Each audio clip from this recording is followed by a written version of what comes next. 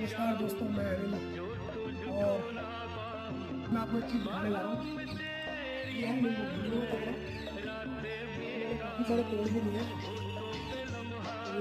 ये नींबू का साइज आप देख सकते हैं, कितनी बेस्ट क्वालिटी का, कितना बड़ा नींबू है। बढ़िया फ्रेश फ्रेश तोड़िए, शरबत बनाइए, किसी भी चीज़ में यूज़ करिए और खाइए। तो मैं पास से दिखा रहा हूँ पेड़ कैसे लग रही है।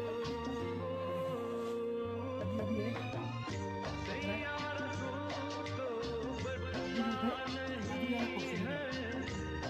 अभी एक नींबू और ये अकेले तो खाऊंगा नहीं, मैं किसी और को भी दे दूँगा। वीडियो अच्छी लगी हो तो लाइक सब्सक्राइब जरूर करें। धन्यवाद।